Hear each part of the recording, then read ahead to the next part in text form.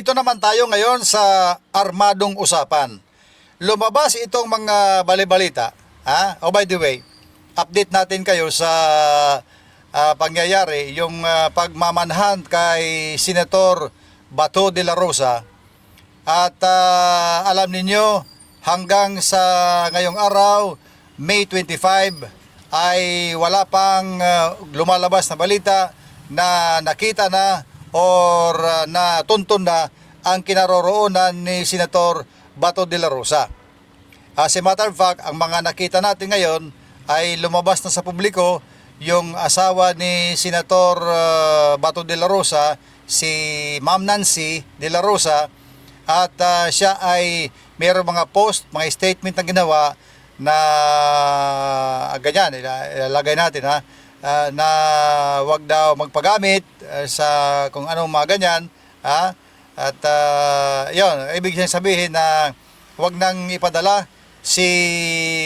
kung sakaling mahuli or sakaling mag-surrender ang kanyang mister, si Senator Bato de la Rosa, ay wag na itong ipadala doon sa ICC. Pero as of now, wala pang de la Rosang nagsusurrender, wala pa rin de la Rosang nahuhuli. Yan ang pinakabagong balita hanggang sa ngayon. Ang pinakabagong balita naman na kaugnay dyan sa kanyang kaso ay nagpalabas ang ating mga otoridad na itong si Senator Ronald Bato de la Rosa ay armed and dangerous, di ba? Armed and dangerous.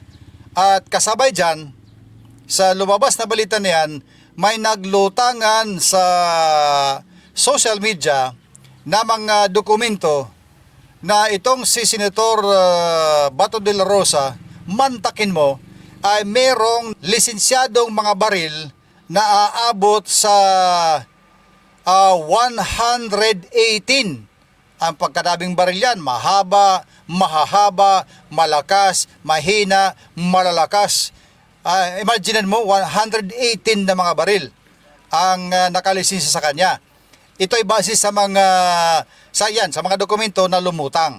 At pagka ganyan, naglulutangan ng mga dokumento, malamang sa totoo, ay totoo nga yan. Pero lahat naman lisensyado. Kaya lalahanin natin, matagal ng serbisyo sa pulisya si Senator Bato de la Rosa bago naging senador, di ba?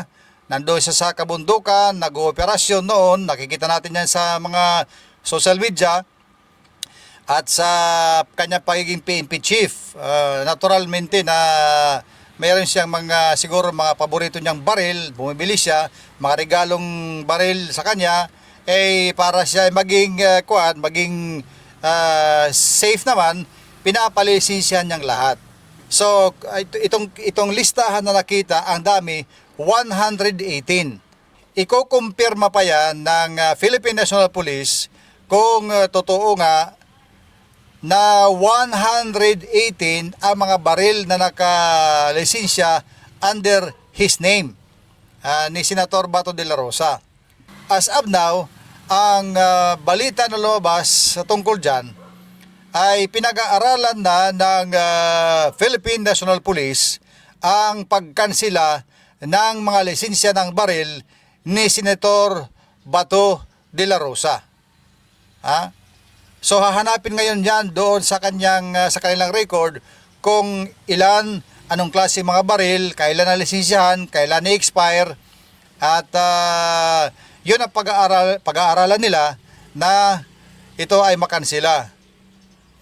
Kung titingnan natin yung mga dokumento, kung nakikita niyo dyan sa screen, ako nakita ko matagal pa ang mga expiration. Ang tatagal pa, as of now, doon sa 118, walang expired na mga license. Lahat in effect pa yung mga lisensya sa kanya. Kaya ngayon ay pinag-aaralan ng PNP kung maaari bang kanselahin ang lahat ng kanyang mga lisensya sa baril. Ayon. So yan ngayon, naglulutangan na mga balita. Basta't ang sigurado na hanggang sa mga oras na ito, wala pa rin Senador de la Rosa na nagsusurrender. Hanggang sa mga oras na ito tayo nagbabalita. mag-comment lang kayo ng maayos sa mga issues para alam mo, mag-aaway-away kayo dyan eh. Ang ibang mga nagko-content, gusto nila nag-aaway-away yung mga tao dyan sa mga comment kasi pampalakas daw yun ng engagement. Sa akin naman, hindi ko in-encourage sa gano'n na mag-away-away kayo sa mga comment dahil nagkakasakitan. Paano kung magkasalasulubong kayo? Paano kung magkita-kita kayo at mamukhaan kayo at magkaisuntukan kaagad? Di ba? Wag ganyan. Kung maaari lang sana, healthy discussion lang, issue-based. Ano bang pananaw ninyo sa issue? Ano bang inyong masasabi? Pero hindi maiwasan sometimes kasi sasalubong dito yung mga taga-suporta ng Duterte, taga-suporta naman ni Marcos, at taga-suporta ni Bato, at kung ano pa ng mga supporters, nagsasalasalubong dyan eh. Kaya nagkakabanatan sa comment. Basta sinasabi ko sa inyo, ingat-ingat, huwag masyado, baka kayo dyan magkasakitan ng loob, at baka dyan kayo magkakasuhan. Ibang usapan na yun pagka nagkakasuhan at magkakaproblema kayo dyan. Ha? Okay? Sige, salamat. At yan na muna ang ating balita hanggang sa susunod na ating balita. Bye!